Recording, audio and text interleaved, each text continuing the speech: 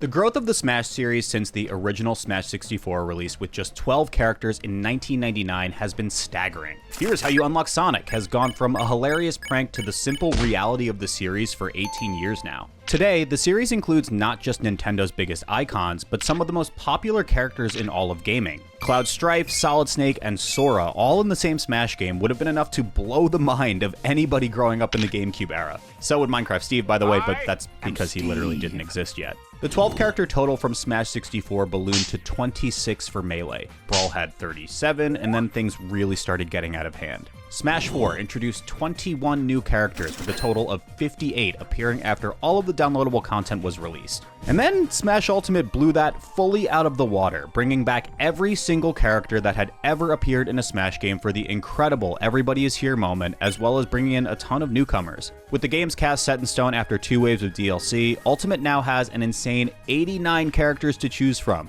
and that's not even counting transformation characters like Pokemon Trainer and Pyramithra. Smash 64 has 66 unique one-on-one matchups, including Ditto matchups like Mario vs. Mario. By Brawl, there were already over 600 unique matchups, and now in Smash Ultimate, there is a truly staggering 3,916 possible matchups. History has proven that it's difficult enough to balance a fighting game when there's barely a double-digit amount of characters. Increasing the number of characters just creates exponentially more opportunities for balance issues to slip through the cracks. So when you have nearly 4,000 matchups, a few are destined to be real stinkers. Even for casual Smash players, the experience of running into a matchup that feels downright unfair is pretty much universal. It's just a reality of playing such a complex game with so many characters and interactions between moves and mechanics. Earlier on the channel, I took a look at contenders for the worst matchup in Melee only. Today, I want to do something a little bit different. The matchups I talk about in this video are definitely going to be bad, don't get me wrong, but they're not going to be the worst in the Smash sequels that have come out since Melee.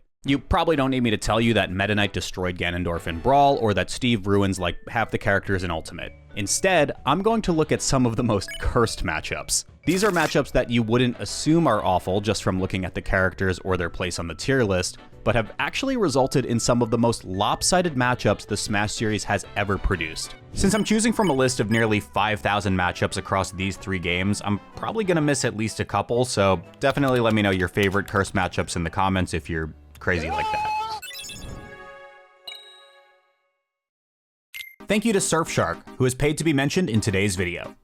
Okay, let's just cut right to the chase. Nala's gotta start pulling her weight around here. She doesn't pay rent, she's bad at video games, and she always gets caught up in these online scams.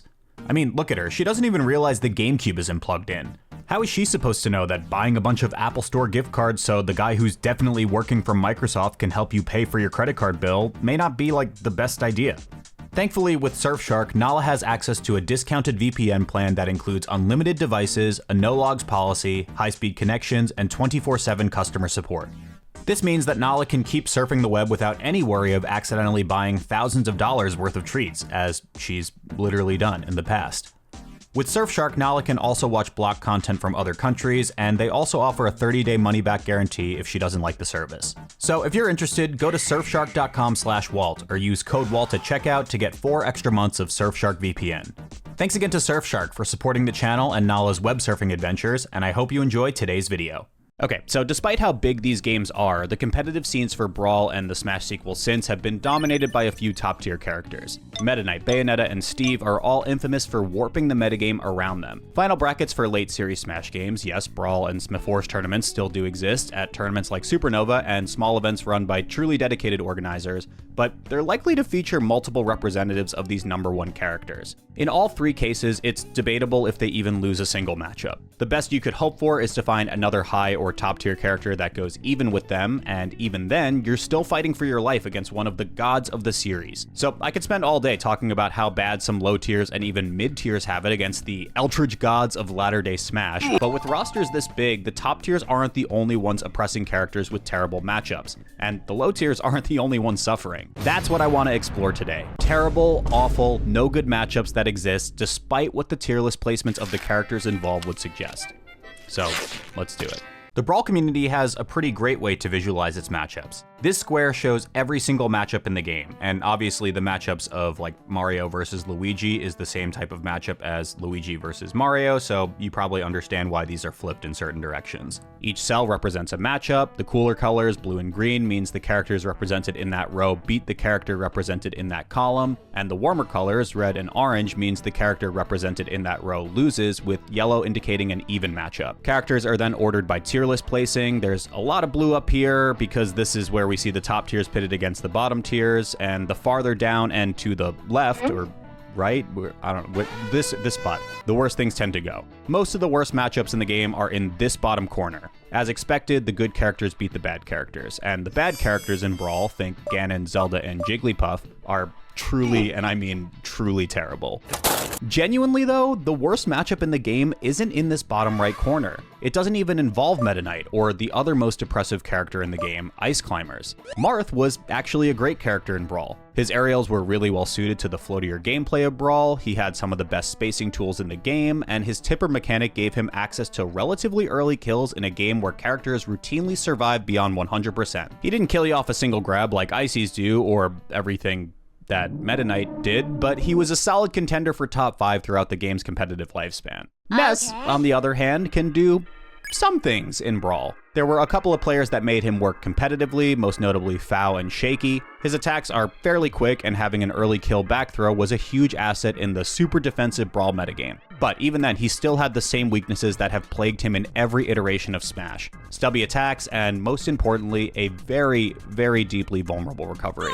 Brawl Ness also had one particularly unfortunate quality. After a grab release, Ness is vulnerable for 10 more frames than the typical character. There's actually a lot more to this mechanic than just that, and there's a video from Brawlternative I'm going to point out here, but all you really need to know is that it really sucks for Ness against Marth. Marth had a quite literal grab infinite against Ness as a result, one that he could choose to end with a smash attack at any point. Again, definitely watch Brawlternative's video on this matchup because there's a lot more going on mechanically here, and Ness had problems in the Marth matchup that went beyond that grab infinite. Some regions even banned the Marth's infinite in this matchup, and it was still awful, quite possibly still the worst in the game. There is one more matchup I want to talk about from Brawl though. If you look hard at the matchup square from earlier, there's one red dot that really stands out. The red dots stand for Extreme Disadvantage or Unwinnable, according to Smash Wiki. This diagonal line represents all the dittos. All the dots above this line represent a matchup where the left side character is considered a higher tier character. There is only one of those deep red Extreme Disadvantage dots above the line,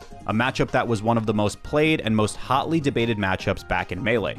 Fox versus Sheik. There is no debate on who wins this matchup in Brawl, and I think you'll figure it out after this one clip.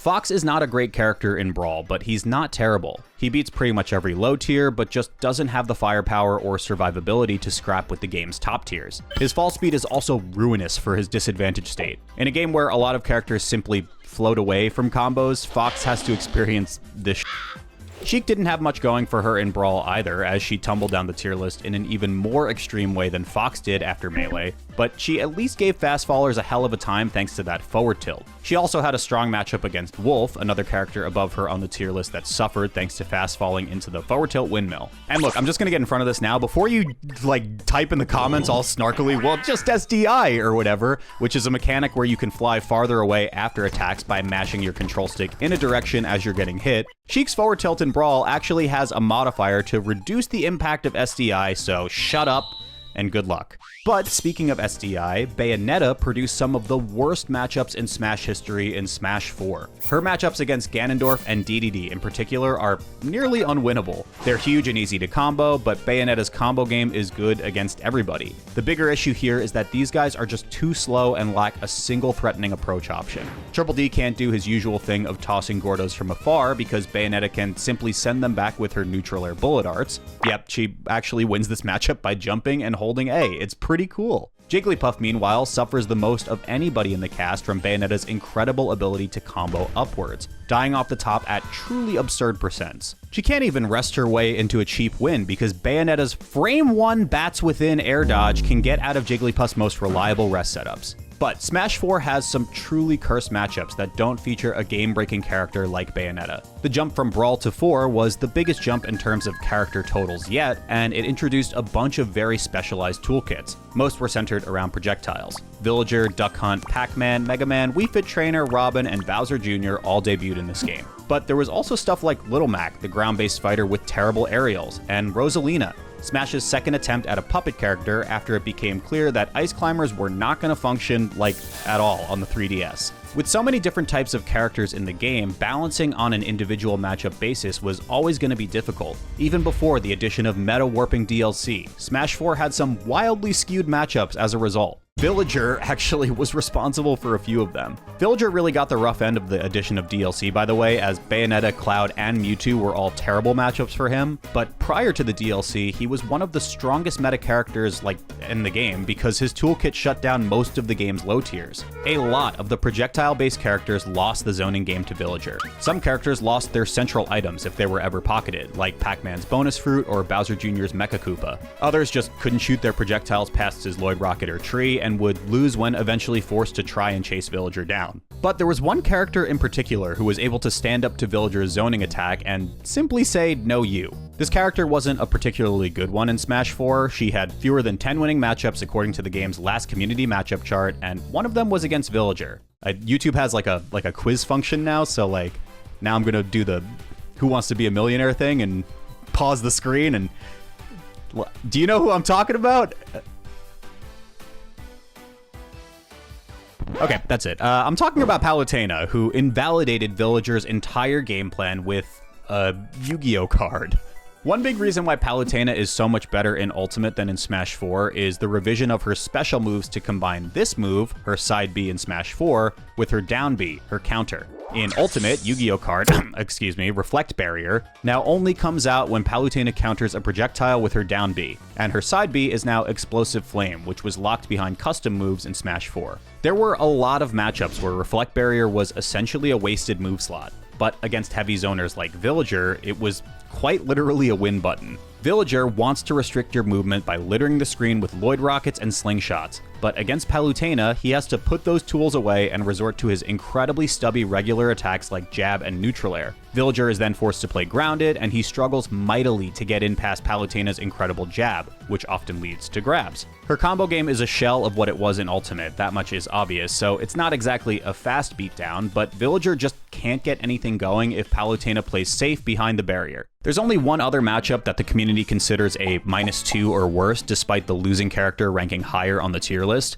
Pikachu actually had a pretty solid set of matchups against Smash 4's top tiers, competitive with pretty much every single one, something even characters higher on the tier list couldn't really claim. But Pikachu also had one big problem. Smash 4 Mario was definitely the peak of the character to that point, and I'm kicking myself that I play Mario in Melee and not 4, but I play Palutena in 4, what the f***? Okay, whatever. But his combo game was incredible thanks to the strength of both up tilt and rising up air, and he could use pretty much all of his aerials to mix up his combo game and construct some pretty nasty DI traps to lead to early kills. If that sounds like Ultimate Mario, it's pretty darn similar, except Mario in Smash 4's up tilt was even crazier. Mario had pretty much everything he needed to counter Pikachu. He had tools that could deal with Pikachu's Thunder Jolt spam, Mario has Cape to reflect them of course, but he could also use aerials to beat T-Jolt and then just hit the rat if he tried to run in behind it. He had an up B that was particularly hard for Pikachu to edgeguard, with invincibility on startup and a big enough hitbox to force Pikachu to time an aerial like down air correctly if he wanted to connect.